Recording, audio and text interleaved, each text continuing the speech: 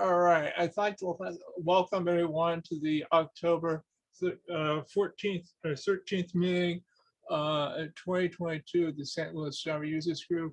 I like and um, the St. Louis Java Users Group. The attendance is free. There's no formal membership list. The normal meeting date is the second Thursday of each month, except December when there is no meeting. When we meet in person, please join us for food and socials at 6 p.m. Our meeting will start at 6:30 p.m. Our in-person meeting location is Object Computing Incorporated Training Room at 12,140 Woodcrest Executive Drive, Suite 310, St. Louis, Missouri. This is the members of the steering committee from the left, myself, Ted Dwell, Todd Zimmerman, Bruce Ospa, Weiqi Chow, and Kathy Zhang. And you can reach us all at javasig@ociweb.com. And then to our sponsors, Object Computing Incorporated is a founding sponsor, involved since 1997. JFrog helps us out with the Zoom subscription fees, Meetup, and other raffle prizes. I think they may have one for us tonight. Zoom, Meetup, and Zoom are free to use for the users, but it does cost the club some money to set it up and keep it running. Signature Consultants is and Adaptive Solutions are both recruiters looking for Java programs. There's lots of food in-person meetings. JetBrains is a maker of excellent IDEs both for Java and other languages. At the end of the meeting, we'll be raffling off 2 discount 100% discount coupons good for a single IDE of the winner's choice. Okay.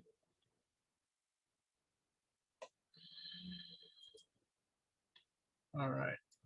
And then Elastic sponsors is a company providing a solution for organization search cloud hosting applications. They give away gift cards. When we get back to meeting in person, we'll start raffling them off as well. Intertech is a training company. They got good online training courses, and we got the flying screaming monkey and the mouse pad and so forth that we give away. And then Manning is an excellent publisher of programming books. We'll be raffling off 2 of them at the end of the meeting. You must be present, like the JetBrains, you must be present to win. Pearson's another book publisher. We'll give away physical. We're hoping to give away physical copies when we start meeting again in person. So let's hear another thank you for our sponsors and the announcements. We have a couple of conferences coming up real soon. Is Java One conference from October 17th to 20th in Las Vegas, Nevada. For more details, please visit oracle.com/cloudworld/Java1. And then there's ArtConf 2022 between December 12th and 15th in Clearwater, Florida, Opal Sands Resort.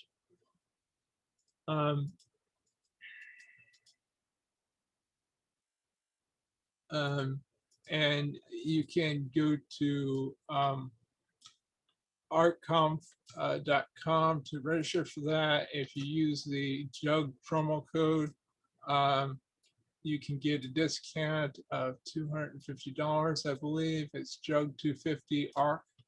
So please take advantage of that if you need to. I got application that's run away from me on this. Sorry about that. Okay. All right. All right. Upcoming presentations. We have one on Java design patterns on November 10th. And I'm trying to. Yeah.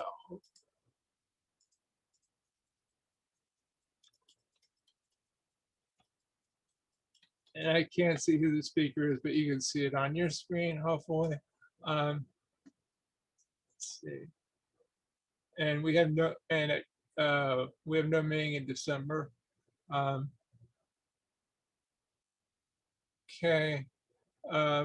Upcoming presentations, watch meetup.com/gateway jug for updates to our presentation schedule and meeting location. If you're interested in getting a presentation or sponsoring jug, please mail Java SIG SC, that's at OCI Web, that's short for Java Software Interest Groups Steering Committee at ociweb.com. All right. And tonight's presentation is, tonight's presentation is Technical Debt, Make the Right Investments in Your Code by Chris Stone of AfterSchool HQ. But before we go to Christopher, we have Julia, who has from JFrog, I think, wants to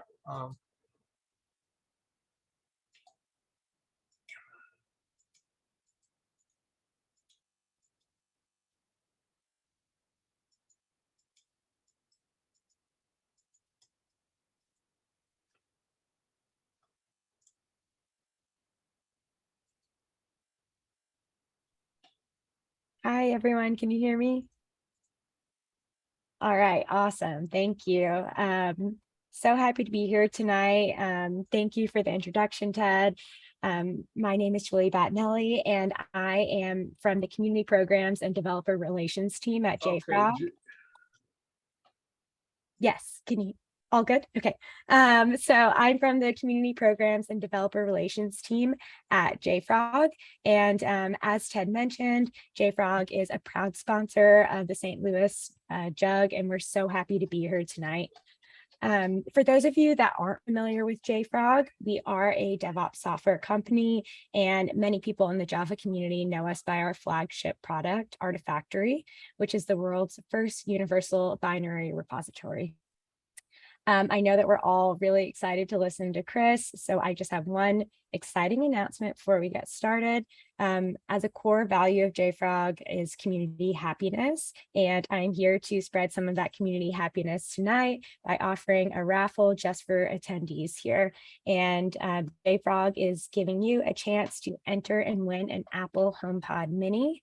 I am going to see if I have sharing capabilities. It doesn't look like I do at the moment. I have a slide for that with the QR code and a bit.ly. I can drop those in the link as the chat as well, so you guys can access that. So again, it's a raffle for an Apple HomePod Mini. For compliance purposes, I'm not going to be able to do the drawing live here tonight over the internet, but we will select a winner and we'll contact the winner within 2 business days and share your name with the meetup community as well. So thank you again for having us, Ted and team. We really appreciate getting to support the St. Louis Jug from afar. And with that, I will hand it back over to you guys. Okay, thank you very much. Thank you. Okay, I think it's time for Chris to take it away. All right. Let's see. All right. Should be able to see my, you see the slide and not the presenter notes, correct? Right. So I do. All right. Well, hello, everyone. Thank you all for coming to my talk today about technical debt. First of all, just want to thank the organizing committee here at St. Louis Java Users Group for inviting me to speak here today. I really appreciate the opportunity, and I hope that this talk will be valuable to everyone here. And yeah, I'll be talking about what is technical debt, how to know when we have it, and what we can do about it. So let's go ahead and begin. We'll start with a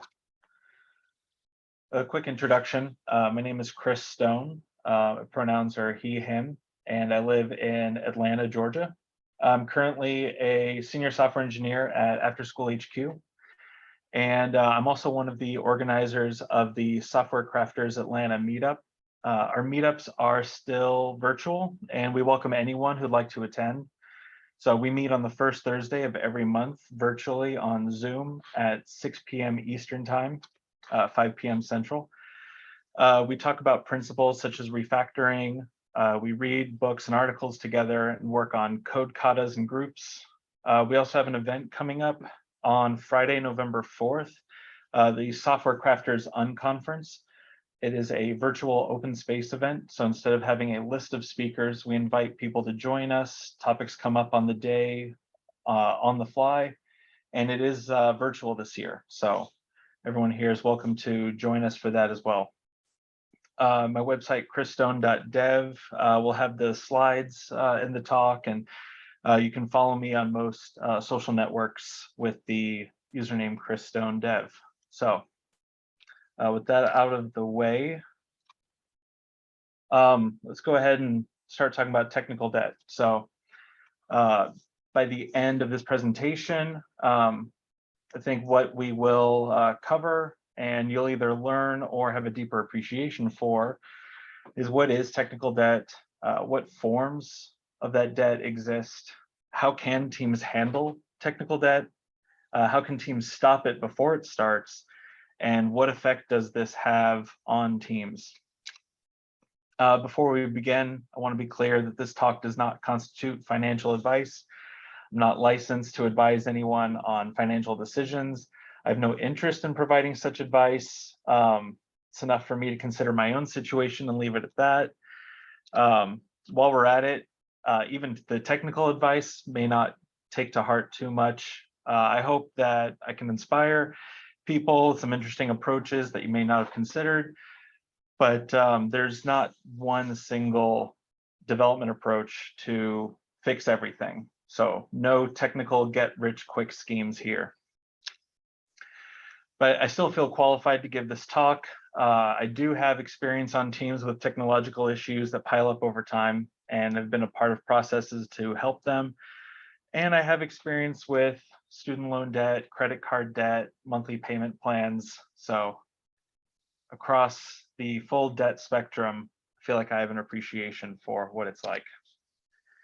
So let's go ahead and start with a definition. What is technical debt? What does this mean? And how did we even get this term? Technical debt as a metaphor was coined by Ward Cunningham in 1992. He said that shipping first-time code is like going into debt. A little debt speeds development, so long as it's paid back promptly with a rewrite.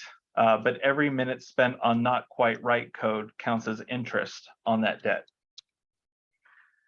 So sometimes we choose to take on debt. Maybe we want a new car, but we can't afford to pay it all outright. We take a shortcut. We know we will have the money, so we sign up for monthly installments. We get to have the car now, and everything's going to be fine as long as we make those monthly payments. Well, a new phone would be good too, and we need to get some good holiday presents pretty soon. Buy a new TV, to handle our credit card debt. If we're not careful, it can pile up into an unmanageable mess. So in other words, even on the technical side of debt, we choose to take on a shortcut and trade off a higher quality solution for a faster delivery. Saying all is well and good when we take on that debt, assuming that we keep paying those regular payments. But maybe this continues to happen. We're too busy putting out fires, and we're not giving ourselves time to reflect on the work that we're doing. Maybe we don't prioritize the necessary upkeep, and if we're not careful, all the same, it can pile up into an unmanageable mess, which sounds very bad. So how can you know if you have technical debt on your software team? And what flavor of technical debt might you have? So we'll come back to technical debt as a whole a bit later, but I wanted to talk through some examples of specific subtypes of what we consider technical debt so that we can understand the full scope and we can see if some of these signs relate to any of us. We may have requirements debt. The team always has to make last-minute changes and the scope changes too frequently. Build debt. Maybe build pipelines are not reliable, or you have a staging and a production build that seems similar, but one's just different enough from the other, and testing just became a lot harder. Dependency debt. Dependencies that the program needs to stay secure are and modern are outdated. Architecture debt. The components that we have are too tightly coupled, especially where business logic, user interface, and database calls are all mixed in together. Maybe there was an attempt to move to a new architecture type and it never completed, and it's just stuck as it is now. Code debt. The code that we have is hard to read. Variables and methods are not named well. Methods are too long and complex, and it's not clear what the code is even meant to be doing. The team is afraid to touch an area of the code because it just works for now, and maybe even looking at it the wrong way might make it malfunction. Documentation debt. There's no documentation, and other teams that rely on your code have nothing to reference. Maybe you do have documentation and it hasn't been updated, so people who follow it are completely led astray. People debt. Have you ever been on a team that identified a very high priority item to be worked on, but everyone decided to set it aside for the day because no one could discuss it until the subject matter expert returned from vacation? This is a red flag. It's wonderful when a team is made up of people with different strengths who can come together and share and create something that no one person could have created themselves. But there should not be an entire section of a program that people on the team are afraid to touch if the need came up. So keep an ear out for situations such as these where you only have one single knowledge silo on that team. Test debt. There are no unit tests. The unit tests don't get run, or the unit tests do not cover enough of the solution. So you can't easily and safely verify that the application is functioning as it should. Platform debt. Maybe even the whole platform on which your app runs is outdated. Java 7 lost public support in 2015. It loses paid support earlier this year. And I've had experience working on a team that still used Visual Basic 6, which hadn't seen an update since 1998 and went out of support in 2008. The program still continues to run until it doesn't. And this is probably one of the scariest forms of technical debt that I've tried to manage. So as you can see, technical debt can come in all kinds of forms, including some of these others. Are these all debt? Does that metaphor even still make sense? I feel like it's getting a little convoluted. So what exactly is the definition of debt? Let's see, Merriam-Webster defines it as something owed, the state of being under obligation to pay or repay. Well, Ward Cunningham made a follow-up to his debt metaphor years later in 2009. He was concerned that people were not taking his debt metaphor to mean how he wanted it to be meant. He wanted to stress that the debt metaphor shouldn't let teams feel free to write intentionally bad code because of a time crunch, but there's an understanding that you do the best that you can with the understanding that you have now, and you go back and refactor when you can. He said the ability to pay back debt and make the debt metaphor work for your advantage depends upon your writing code that is clean enough to be able to refactor as you come to understand your problem. So is that how everyone views technical debt? I looked for a few other definitions. Sure, Ward coined the term, but the idea has a life of its own now. Common themes include comparing to what was promised to what was delivered, having to put in extra work when the less optimal solution is chosen, dealing with deficiencies in internal quality, and consequences from prioritizing speed over better solutions. Essentially, technical debt is the result of taking a shortcut. Sometimes the shortcut obviously seems bad. We know this new feature will break things for most of our customers, but hey, our single most important customer really needs this one feature deployed, so go ahead and ship it. Sometimes it's more subtle and not outwardly obvious. Maybe our unit test broke and we just decided to delete those tests instead of understanding why they broke and what it would take to fix them, assuming that the failures are not actually pointing to something that itself needs fixing. Maybe it's a huge pull request and the only comment someone posted before merging it was, looks good to me. And it seems to work, but nobody really knows why. Maybe you even had a discussion about something that needed to be done, like changes to make a feature more accessible for all users, or style changes that conflict with our design system. And we brush them off because that's just a problem for future us. We won't have to worry about that, of course, until we become future us.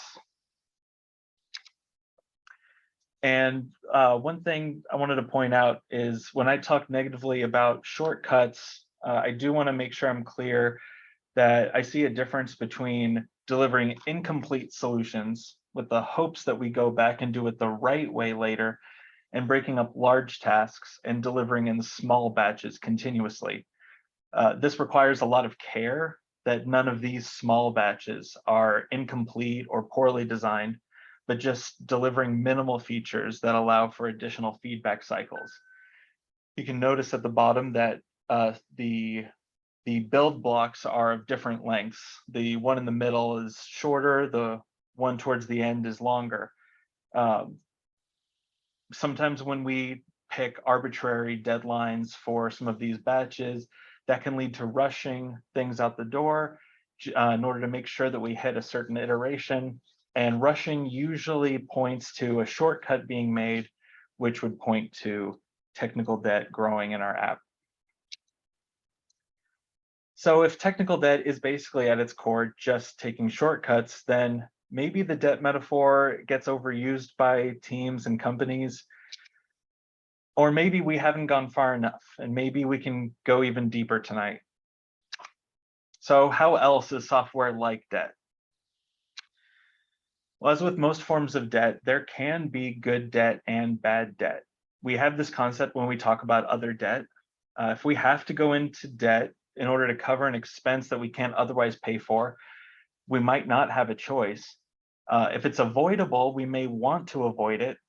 But if the debt we take on can lead to revenue, like a house mortgage that we can later sell, or maybe it unlocks opportunities to take in more money later, such as the car payments to allow us to drive to a new job, then that's better than, say, putting tickets to Cancun on a credit card. Martin Fowler introduced this idea of the technical debt quadrants. Your technical debt could be reckless or prudent, and it could be inadvertent or it could be deliberate.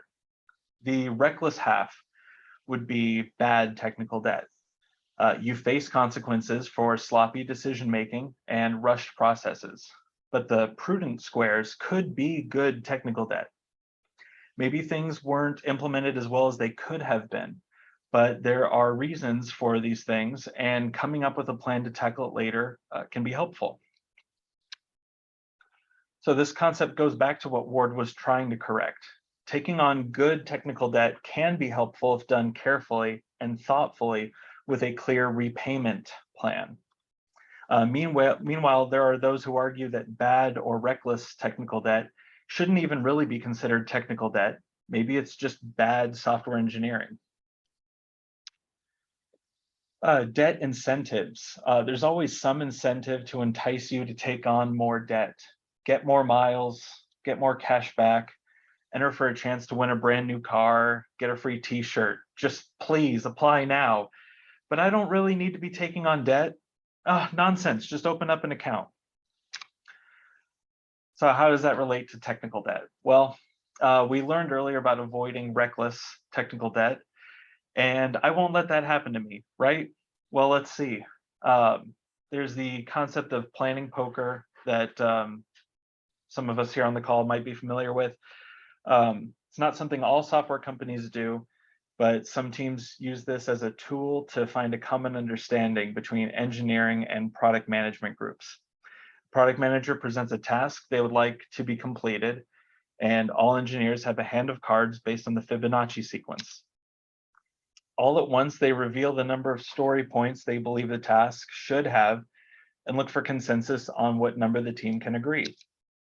And if you're not familiar with story points, it's just a relative measure of complexity and not necessarily correlating to a specific time measurement. It's an estimation tool. meant to describe difficulty and uncertainty comparably to other items. If you find yourself in this situation though, be careful of situations like this. A product manager wants a big new feature. It's huge, and it's going to affect a lot of parts of the code, including parts that people are usually afraid to touch. So you realize this and you put a 20 down, but there are gasps in the room. Sure, it's a pretty big feature, but the product manager thinks you're being harsh. They promise you that the scope is limited, and there's no chance you'll need to do anything more than what they've specifically called out. Well, maybe you're convinced to rate it a 13 now. It's still the highest estimate in the room. And another engineer brings up, we can avoid having to write a new database table by storing the new information in files that are stored on the customer server. Well, it's not ideal, but it's clear that the customer would like this feature as soon as we could possibly ship it. Fine, if we do that, maybe this is just an 8. But there's even more negotiating. If we don't want to have to package up an official software update and let it run through all of the checks and balances that we have in our DevOps pipeline, we can just have an engineer build the solution on their computer, and they will put all of the build output files in their personal Dropbox account when they think it's done, and then we can just send that to the customer. Now, you know this doesn't sound right at all, but you also don't want to be seen as the person who said it couldn't be done, because you're just as customer focused as everyone else on the team, right? Sure, if we do all that, maybe we could get it done like a 5. Great, well, we're good with this item going in the sprint, and the team acknowledges your concerns and promises you, we'll go back and do it the right way when we have the time. So this kind of stuff happens and it's okay, but what if the next item went like this? Okay, here we go again. Same situation happens on the very next one. So one thing I love about software engineering is the challenge of looking for alternative and innovative ways of solving problems. And it's always a good thing to be thinking about the end user of the application. And there are honestly emergencies that come up when we need the quickest path to a solution as possible. But if the innovative solution is going to cause us headaches in the future, don't be afraid to defend taking the time to do things the right way.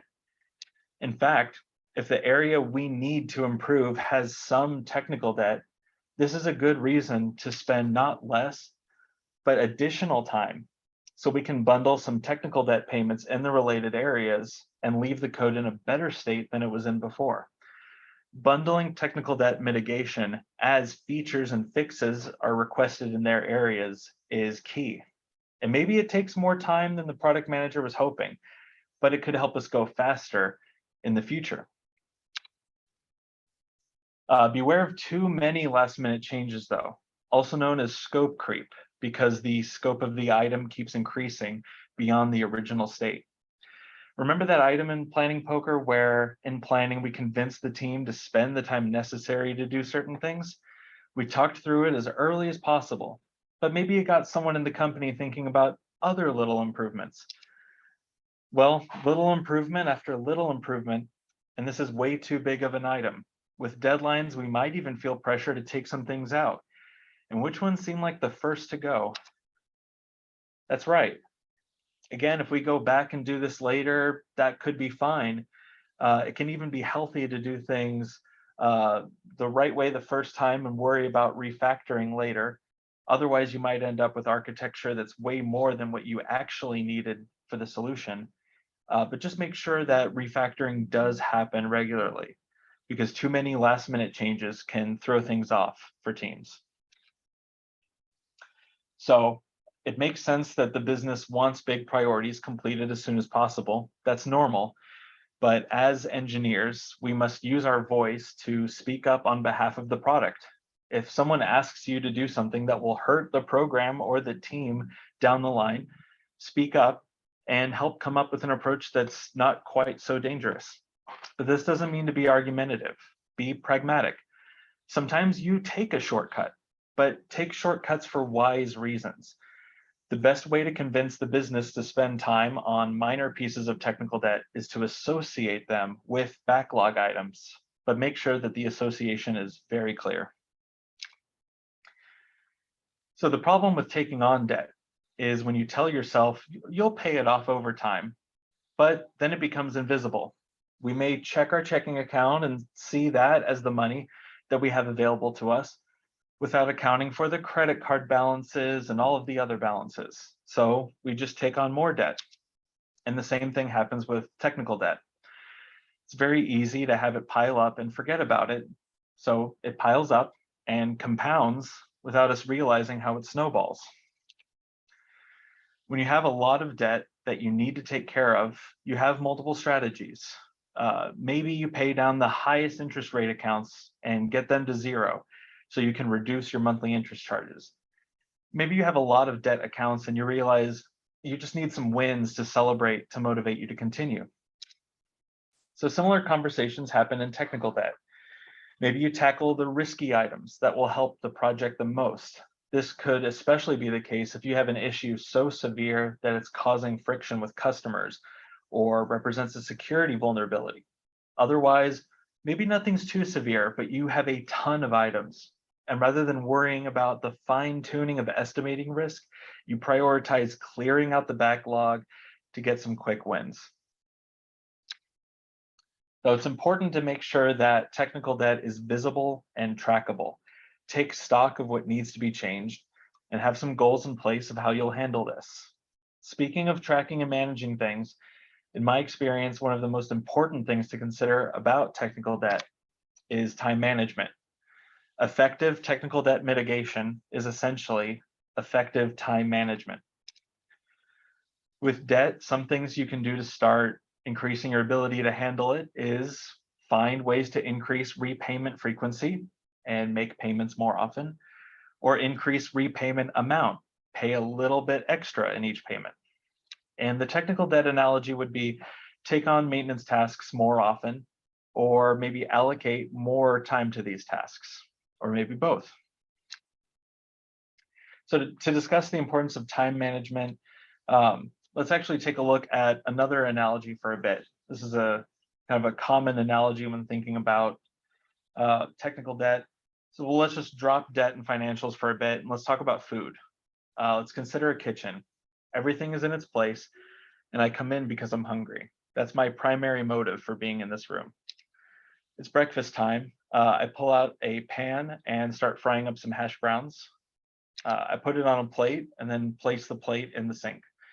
Might be a good idea to clean up, but I got a Slack message. Someone's having a technical issue at work. Maybe something's wrong with being able to debug the program. It's just not loading for them. So even though I'm trying to take a break, I head out of the kitchen and I go back to work to help them. I come back to the kitchen later though because I'm hungry again and I realized that I left a mess.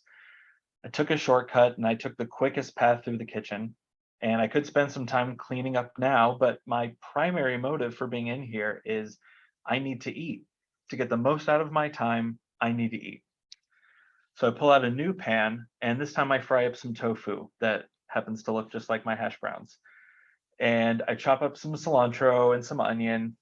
I'm noticing the walls looking a bit grimy. I think some oil splashed up there, but I don't have time to clean. That's not what I want to have to deal with. I just want to eat. So I plate my food. I put my plate in the sink when I'm done. And I leave the kitchen because it occurs to me I could just spend the rest of my lunch hour sorting my sock drawer by color. So I leave the kitchen to go do that. But I get hungry later. It's important to clean this up, but it's urgent that I eat. So I take out some bread to make some toast. I put my new plate in the sink, and this place is definitely getting filthy, but how can I justify cleaning this room as the most important thing that I need to do with my time? Plus, this is really going to take a lot of time now. So I insist that I'll come back and clean this when I get some time, but I move on to something else. When I come back, I see all my utensils are dirty and I'm so hungry. So I just get some chips and salsa out. I eat what I can until I'm not hungry. I put my plate in the sink. All right, if I didn't have time before, I definitely won't now. I come back later on, it's too late. All my plates have grime, my ingredients have mold, and my utensils have rust, so I just order a pizza. And I just keep ordering pizza. And there's dust everywhere, and I can't live in my house anymore. I'm just going to get sick living here.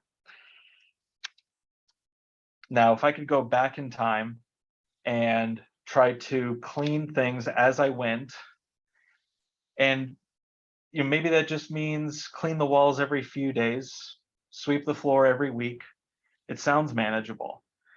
And that's how we maybe could have prevented this situation from happening at all. And then as far as handling the situation that came up, we can make a plan to try to tackle area by area. Cleaning was never the most important thing I could do, but I could have prevented things from getting out of control. So here's a decision matrix that's used for time management. It's a useful tool if you find yourself with way too many to-do items and you need to just sort through it in order to determine the best path. So what you do is you determine for each item how urgent and important it is. So let's go through this. In the previous example, feeding myself was always the most urgent and important item because my physiological health depended on it. The Slack notification that I got in the morning, that was urgent, but it wasn't important. Someone at work needed help as soon as possible, but maybe other people were more available and I could have tried to delegate that so I didn't have to rush back to my computer. And when I left to sort the sock drawer, well, that was neither urgent nor important. This was something on my to-do list that actually could have just been deleted entirely. Cleaning the kitchen was not urgent, but it was important. And over time, it started to become both, but only when it became way too huge of a task. If I had scheduled time to work on it over time, before it got like that, then I could have handled it while it was manageable. So this is where technical debt in your programs are going to reside. It may not feel urgent, but it is certainly important. And if you don't think it could be urgent, it will be. So you need to come up with a plan that you know you can stick to, and that plan should be regularly occurring. So back to our debt analogy, some describe a 50-30-20 rule. Consider spending 50% on needs, 30% on wants, and 20% in savings and debt paydown. It just so happens that 20% is a number that I often hear people use in how much of the time they spend writing software that they spend on maintenance tasks. So it might be more or less depending on your scenario and what your team needs. Maybe you track it, maybe you just estimate it just to make sure that it's not done too often or not often enough. But just make sure that you do incorporate technical debt mitigation on a regular cadence. It should be a regular habit, and anything's better than zero. So to get away from analogies for a bit, let's talk about what happens on a team where the tech debt budget is zero or close to zero. Updating the underlying platform, framework, or SDK of an application can be risky and involve a lot of breaking changes, but it can be worth it. It may even include security updates and feature updates. Here's a list of tasks that you should consider if you have an Angular 2 project that you want to update to Angular 4. Some of this might be easy, or it might not even be applicable to your project, but other things might take some time. But let's say the team decides that updating this at all is just not a priority, and we'll come back to this list later. The conversation comes up again when Angular 8 comes out. The checklist is significantly larger. Well, now this settles it. This task looks way too large. The business refuses to let any other priority drop in favor of tackling any part of this. Not now, at least. If everything falls into place someday, yeah, sure, we'll look into it, but not yet.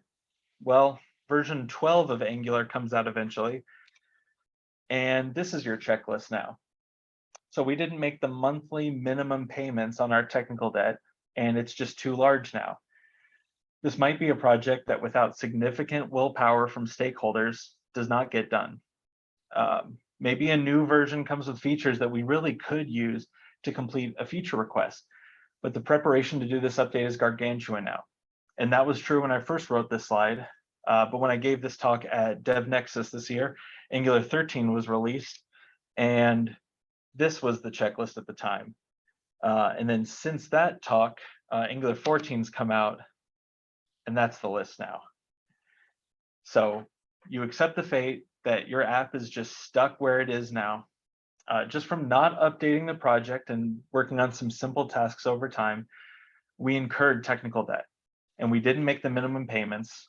Our annual percentage rate increased, and even if we start paying off this debt, we'll likely be paying it off for quite a long time. Speaking of being stuck on old platforms, what if you get a call from the debt collector, the technical debt collector?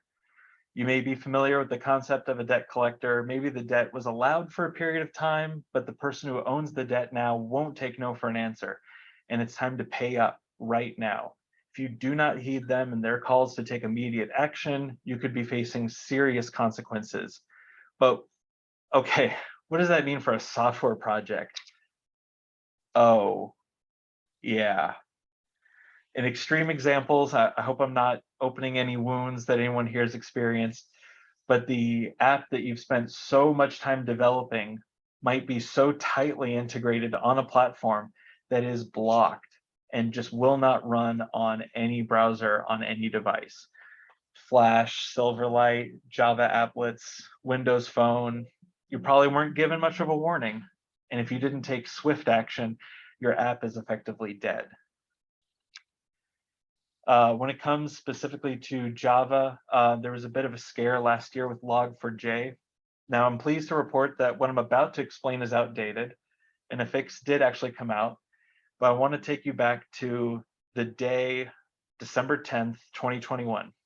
A fix had been rushed out for log4j so that apps that were affected by this horrible exploit could be patched up. One problem, log4j had already dropped support for Java 7. So if you were on the latest version of log4j that you could get while on Java 7, you had the exploit with no clear path forward. Maybe backward, maybe just remove it. But there was this idea that not staying up to date made all of these older applications, especially enterprise applications, vulnerable. And we'll come back to this in just a minute.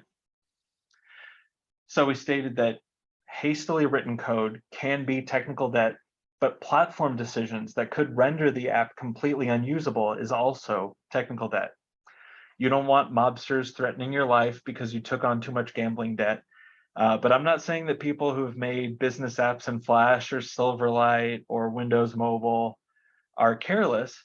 There are many tragic stories here, and sometimes all you can do is do your best to keep up to date with news and trends of the things that you have decided to use to build the app.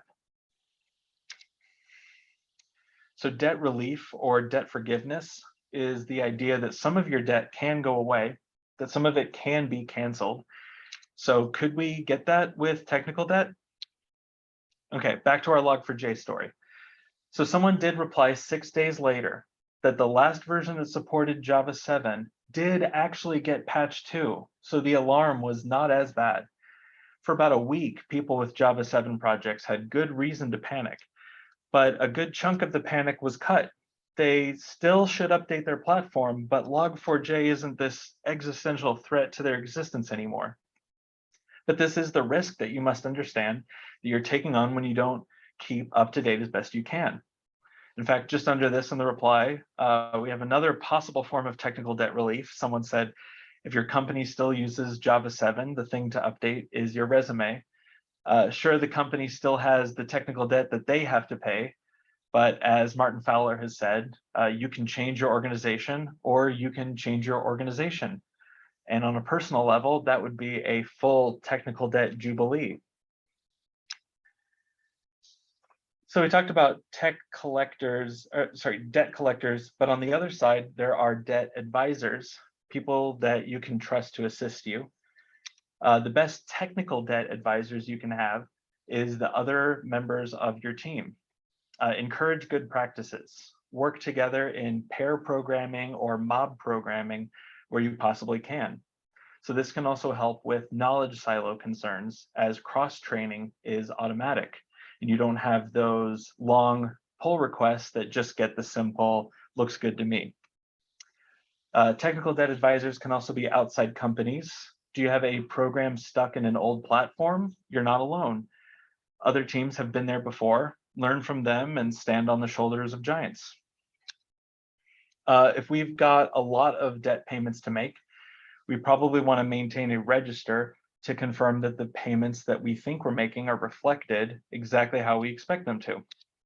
So this would be analogous to using unit tests in our software. If we're not testing our work, then how can we quickly know that we're not making things worse as we work on them? This test pyramid is often used as an illustration. Mike Cohn is credited with creating it. And it's essentially saying that an ideal testing solution is okay to have all of these kinds of tests, but that as you go up, there should be fewer because the focus should be on faster feedback. And when refactoring to address technical debt, this is very important.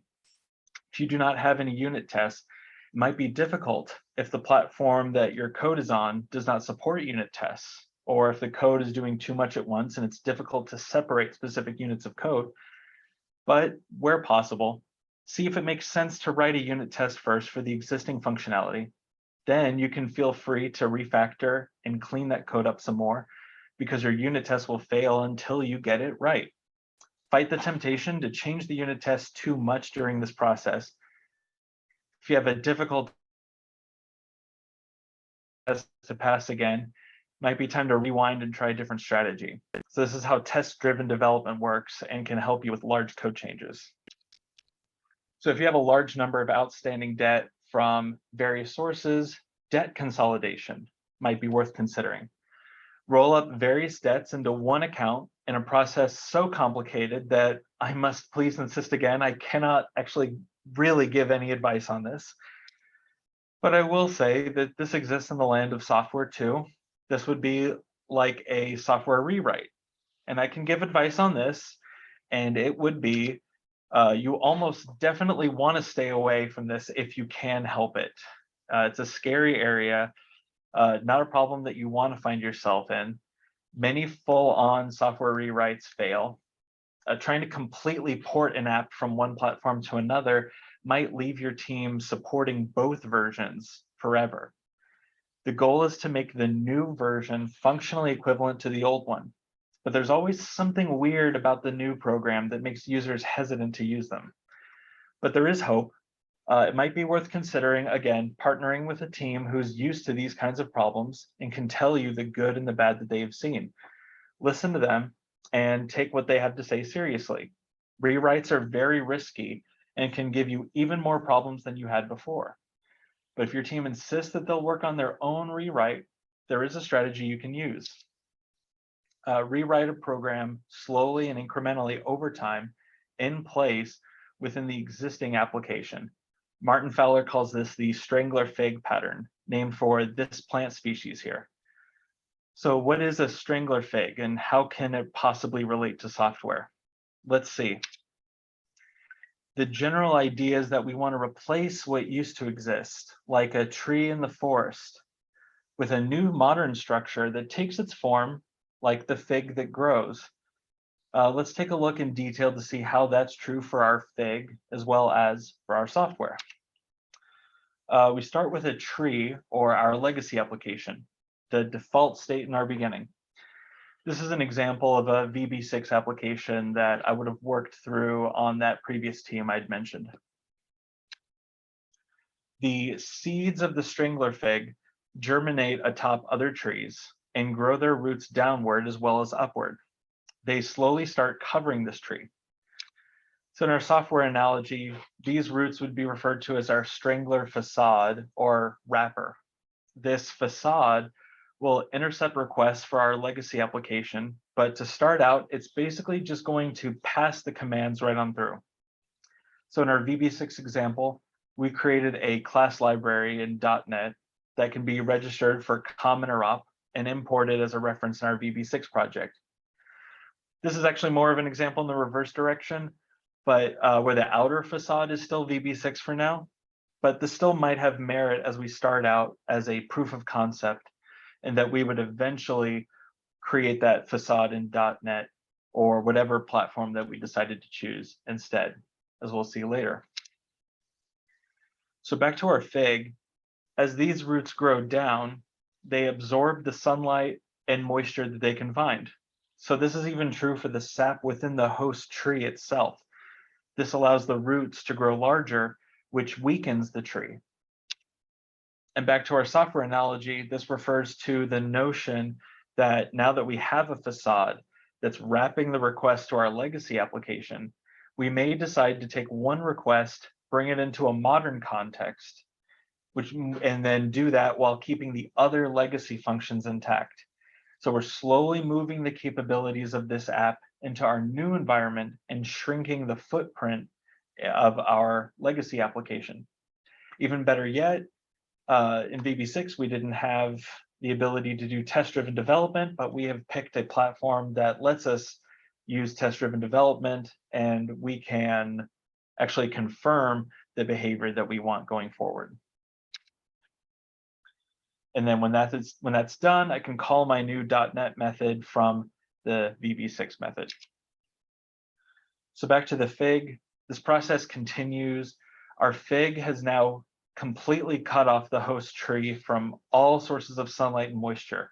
It's really difficult to even see the original tree at this point. Just like how our legacy application is still having its features moved into our modern environment, at this point, we do have a facade built in .NET. And we brought the functionality from the class library into this executable. We still have some legacy code left over to handle, but we can call that from our new project. But as far as the user sees, it looks like it's all brand new. Everything is just about taking its final shape, but there's still just a bit to go. So what is the end goal? As you can see here on the bottom and right, our fig has finished when its structures completely replace the original tree. It's killed off the tree. And if you look inside, you may find it to be completely hollow where there was once a tree. But we still have the appearance of a tree on the outside because the fig took its shape. Just like how the hopeful end goal of our application is that all the modern application is ready to stand alone. Okay. All legacy components can be retired, and the facade is no longer just a facade. It's now a fully fledged modern app, and we can start doing better things with it. We can have icons, we can have better styling. And it's a very complicated and risky process if it doesn't all go well. If done unsuccessfully, as I said, we're now supporting two completely different solutions in a very difficult to test environment. But if a rewrite is required, making smaller bets and making incremental process may be safer than alternative approaches. So there we have it, the beginning of the fig to its final state. So, let's just say we're all convinced, sounds like a good idea, let's go spend the money. Well, when it comes to personal debt, you know your income, you know what you have access to, but the power of the purse on technical debt is going to reside in the company. You might be arguing that it's important to spend time on something that seems to have no big visible effect, and turning your back on work, on revenue generating work items, is not going to be well received. And saying technical debt payment is important in general is probably not going to get you any sympathy from people who are not familiar with the concept. You need to communicate the value that the company would experience if we spend. Only then could you possibly convince the business to spend the time and money. I've got a cheat sheet though, and you've got to think about this yourself, but the bigger the potential spend, the stronger the justification needs to be. You can also use this as a checklist for yourself to determine if the technical debt issues are actually real and severe, or if it's maybe something that's not so serious. So the process of justification will start with the engineers, most likely. They're the ones who are actually having to deal with the current tech stack. Maybe they're having issues with it. Now, this is not a place for personal preferences. There actually needs to be a good case for it. So make sure that it really makes sense to draw up a plan and that it's not just to chase a shiny new library. Doesn't really make sense to migrate Java code to C# or vice versa, just because one person has a personal preference. But moving from Java 7 to Java 19, yeah. Moving from VB6 to .NET Core, yeah. Developers get better tools and would enjoy engineering better. So be pragmatic here, because technical debt is never just code I don't like.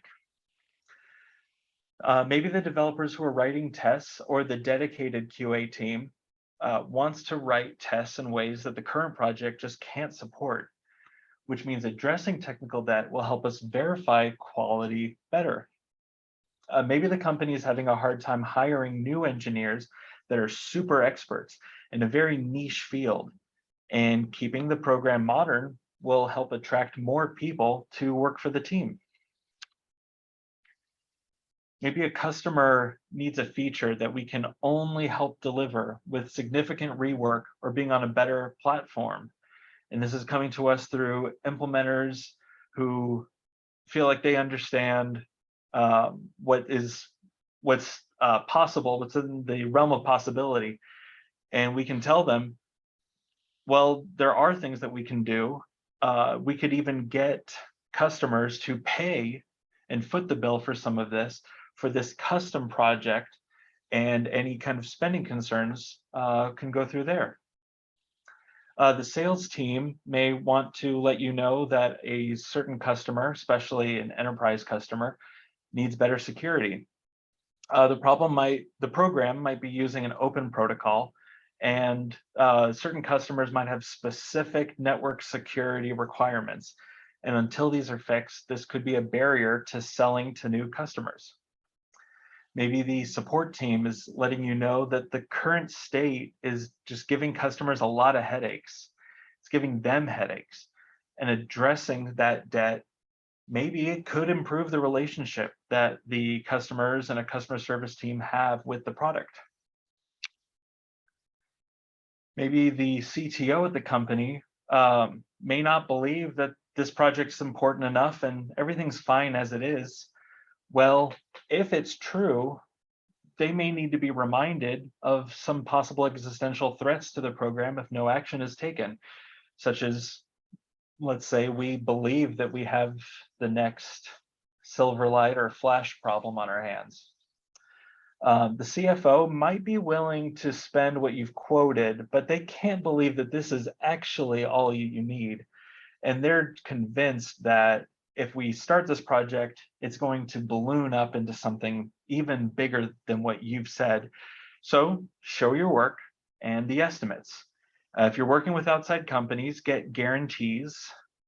Realize that everything is underestimated usually. It always takes longer, and be realistic about that. Maybe the COO is worried that this is going to tie our hands and prevent us from working on other things.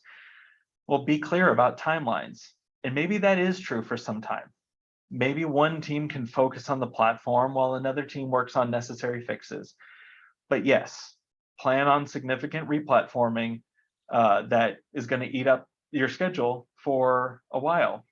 And it's also underestimated. It always takes longer than we think. Even with all these tips, you may still be facing an uphill battle to get approval on a large technical debt project. So make sure that you're suggesting something that everyone in the company can see value from if you need to take it this far. And make it a team effort to get the justification report that you'll need to get things set off. So is technical debt as a metaphor useful? Some say it promotes the idea that their code will always be imperfect. Well, that's not the case. It's like the dust in the kitchen. Occasionally, you should consider some maintenance items, but not all apps are fundamentally flawed. I'm granting you all a certain degree of technical debt forgiveness. But the truth is, dealing with technical debt can really take a toll on engineering teams. Not only is this relevant for how technical debt can grow, but it has a negative effect on teams that know they have technical debt. According to a report published last year, over 200 engineers, engineering leads, and CTOs were surveyed, and they found that over 65% believed their technical debt was causing quality issues. 63% said it slowed down their development pace, and 52% said it impacted the engineering team's morale. Why is that? Maybe because on average, survey respondents felt they spent about 7 hours a week, about a full day, just on dealing with technical debt, plus another 6 hours on other maintenance work. So 1/3 of their job is just trying to address issues and that they know are there and the fallout that comes from those issues. It would likely take less time overall to just tackle the technical debt head on and move forward, rather than face the daily and weekly challenges that come from having these problems. And why do they face those challenges? Well, 58% of respondents said their company had no process to manage technical debt. So engineering teams are spending 1/3 of their time fixing issues related to problems that they know are there, but they have no process or are not satisfied with their process of handling it. So bringing everything together here today, just some final takeaways on technical debt. On our teams, we can work to identify areas of improvement and help schedule them. Does this mean we have to update to Java 19 and Angular 14 right now? No, but we should probably be getting to Java 17 and maybe Angular 12 for now. And we can work our way to updating as we can. As we have some time, we can schedule it in. If we only ever work on maintenance and technical debt, we never give ourselves time to do the things that such maintenance makes easier. So get the balance right and keep an eye out for things that will benefit us in the future. Attach maintenance tasks to new development items. When I see those opportunities come up, collaborate with management and product owners. Get them to see the value in what needs to be done. Show them how it will actually help them. And sometimes you slow down to speed up. Taking twice as long to do one feature might make future features take half as long. Speak up when I see a technical debt red flag. If someone on the team keeps taking all the items in a certain area so no one else can be trained on it, or someone else is advocating for developing things in such a way that will cause headaches, we should speak up. And as I said, none of those are rules that absolutely must be followed. And it's okay to make a quick shortcut here and there. But if I see something that looks like we could be heading down a dark path, I will say something and make sure that the team sees the things that I see. Write better unit tests so I can refactor safely. And when I say better, it's not enough to just have more unit tests because they should be effective. But having good unit tests can give us great feedback if we start refactoring things incorrectly. And also, if you find that it's hard to write unit tests because the code is not well architected, that goes back to the other points because you identified more weak points in the code base. And finally, I'm going to make sure I clean up my kitchen more regularly. Yeah, it was an analogy, but and my kitchen's never that bad, but I could always be better. I think some of these time management issues are really applicable in many contexts. So inside or outside of the kitchen, I'm going to keep an eye on the items in my to-do list, make sure I try to minimize it so I don't have too big of a backlog, and consider what is urgent to either do now or delegate to someone else, and make sure I schedule the items that are important, even if they're not urgent. And that is it. Thank you so much. I hope you learned something and are inspired to take another look at how maintenance of your software can be beneficial. Thanks again to everyone here, from the attendees to the organizers of St. Louis Java Users Group. And I hope it was worth your time. So thank you. Thank you, Chris. Do we have any questions? I'll read them out of chat or you raise your hand. Oh, one applause there.